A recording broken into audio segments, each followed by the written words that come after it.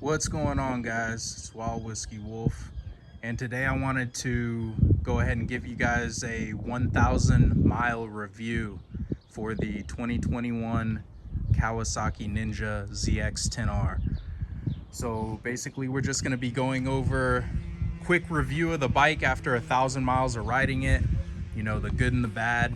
If you guys want to know more about the specifics of the actual changes between the Gen 6 ZX10R and the Gen 5 ZX10R, check out my video below. I did a full video going over all the changes and upgrades between both of those bikes, but for this video we're just going to be doing a 1,000 mile review. So before we get started, I just want to show you guys on the odometer.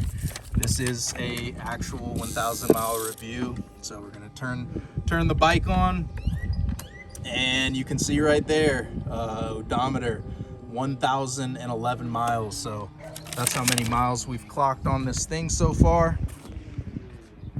Beautiful machine, absolutely love it. So to start off, as far as repairs and maintenance, absolutely no issues with this thing whatsoever after 1,000 miles. No mechanical issues at all, no mechanical failures, absolutely zero problems. I mean, as you would expect out of a brand new bike, but you know, there are some bikes that come out that do have some problems, and this bike is not one of them. I've not had a single issue at all. Love it. As far as maintenance, it's the same maintenance schedule as the Gen 5. So if you need to know about anything about the maintenance, that's all in the manual as far as what you're going to need to do. But yeah, as far as repairs, absolutely no issues at all. Now I want to go over the good things about this bike first, and then I'm going to go over the things that, you know, I wish were improved, or the things that I don't like about it. So things that I do like, first off, the chassis and suspension changes they made on the Gen 6 absolutely make this bike 100% more enjoyable to ride right out of the factory without making any changes at all to the suspension or anything. If you want to know more about the specific changes that were made, like I said, go to the video that I have down below. But just letting everyone know that the chassis and suspension changes, man, it's a beautiful experience to ride this bike, and it just handles so much better than the previous generation as far as turn-ins and all that kind of stuff. So the handling's phenomenal. The TFT display, I mean, a lot of you guys who have looked into the Gen 6 ZX10R, you already know about the new TFT display. It is awesome. I love it a lot. It's a great upgrade to the bike. Takes a little while to get used to because of the way everything's displayed is a lot different than the Gen 5 was. But I mean, you can access and view a lot more information than the Gen 5, and I think that was a really tasteful upgrade to the ZX10R series. One thing I also really like about the 2021 ZX10R after riding it for 1,000 miles is the looks, man. The looks are so original. This bike really grabs a lot of attention. I mean, so many people have came up and asked me, hey, what generation ZX10 is this? And you know, they want to see how that front end looks, and it's a big attention grabber. And the looks really grew on me. I kind of was in the middle of the road about how I liked the looks of this bike, but you know, after owning it and riding it for 1,000 miles, I mean, it's really grown on me, and it's a huge attention grabber. So very, very original looks, love it. And also, I mean, besides the fact that the look changes provide phenomenal performance upgrades to the bike, you know, the downforce and everything with the winglets just make the bike a lot better. So very original looks, and I love them a lot.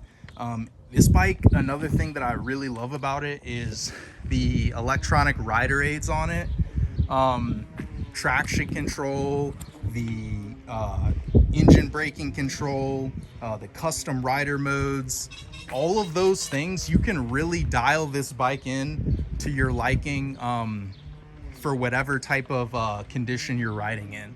I mean, it even has a rain mode, which it's a preset mode where you can just switch it to rain mode, and it's already set up the settings to ride more comfortably in the rain. So you can really change a lot of settings on this bike.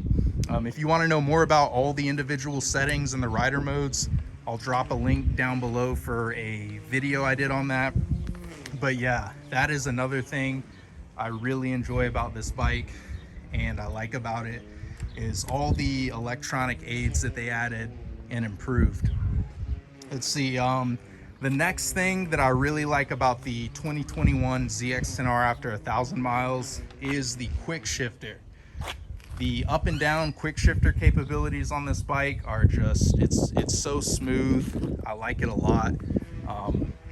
And it comes right from the factory, you know, already with that up and down quick shifter. So that's a very enjoyable feature on this bike.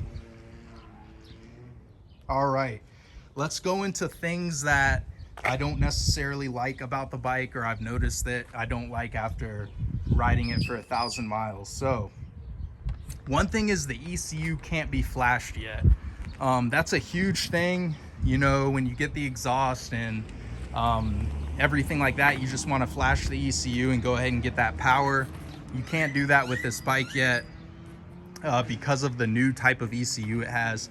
So hopefully ECU gets cracked soon. There's other riders out there and Gen 6 ZX10R owners who have been able to de-restrict the bike through other methods, but the methods they're using basically lose some functionality of the bike. Certain aspects of the bike don't work. So, you know, unless if you're a track rider or something like that, you don't need the bike to be street legal, then that might be a good route to go. But as of right now, you can't just flash the ECU that's in the bike. So that's one of the things I'm really hoping changes soon and we're able to do.